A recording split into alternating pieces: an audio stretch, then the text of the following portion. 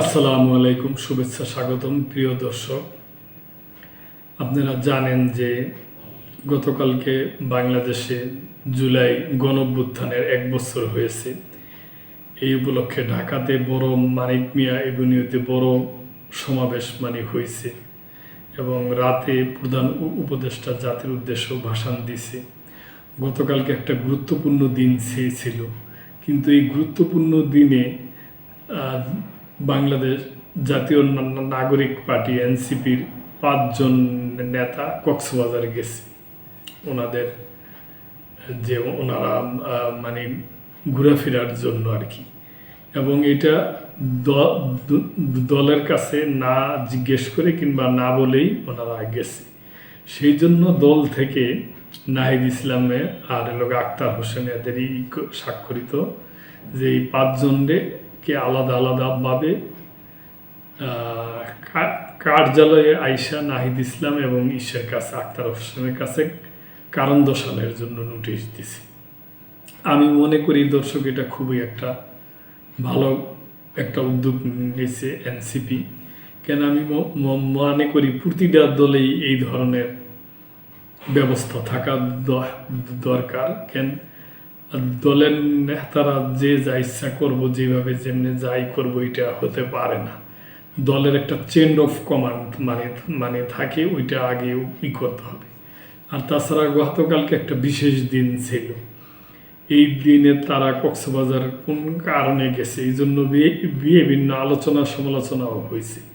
এই সমস্ত ব্যাপার নিয়ে দলের হাইকমান্ড ওনাদেরকে ব্যক্তিগতভাবে আলাদা আলাদা করে কারণ দর্শানোর নোটিশ দিয়েছে। এই ব্যাপার নিয়ে প্রথম আলো পত্রিকায় এই সংবাদটা আসছে। প্রিয় দর্শক,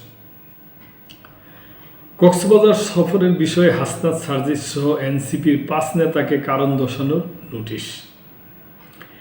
জুলাই গণ অভ্যুত্থানের প্রথম বর্ষপূর্তির দিনে গতকাল মঙ্গলবার কক্সবাজার সফরে যাওয়ার ঘটনা হাসনাত আবদুল্লাহ, সার্জিস আলম সহ 5 জন নেতাকে কারণ দর্শানোর নোটিশ দিয়েছে জাতীয় নাগরিক পার্টি এনসিপি।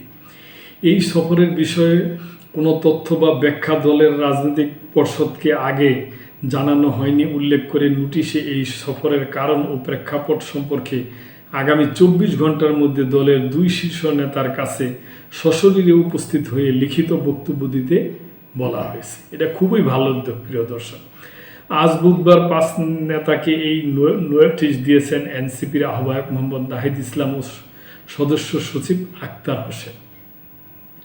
তাদের পক্ষ থেকে দলের যুগ্ম সদস্য সচিব দপ্তর সালেউদ্দিন সিফাত নোটিশগুলো পাঠান। পরে তিনি বিষয়টি সাংবাদিকদের জানিয়েছেন।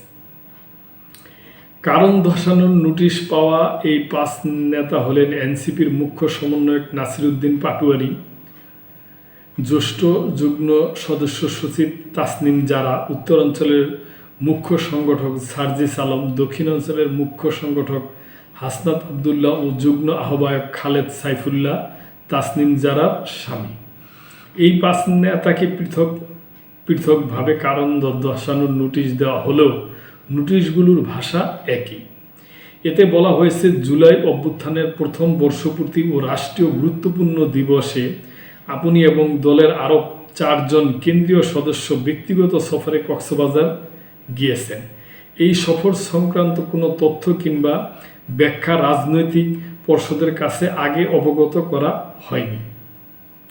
এমন অবস্থায় আপনার এই সিদ্ধান্তের কারণ ও প্রেক্ষাপট সম্পর্কে আগামী 24 ঘন্টার মধ্যে দলের আহ্বায়ক মোহাম্মদ নাহিদ ইসলাম ও সদস্য সচিব আক্তার হোসেনের কাছে সশরীরে উপস্থিত হয়ে লিখিত ব্যাখ্যা দেওয়ার জন্য আপনাকে অনুরোধ করা যাচ্ছে। খুবই ভালো পদক্ষেপ। প্রিয় দর্শক, উল্লেখ্য, জুলাই অভ্যুত্থানের প্রথম বর্ষপূর্তি বিশেষ দিনে এনসিপির ওই 5 নেতা গতকাল হঠাৎ কক্সবাজারে যান। কক্সবাজার বিমানবন্দর সূত্র জানায়, গতকাল বেলা 11:30টার দিকে ঢাকা থেকে বাংলাদেশ বিমানের একটি ফ্লাইটে এই 5 নেতা কক্সবাজার বিমানবন্দরে পৌঁছান।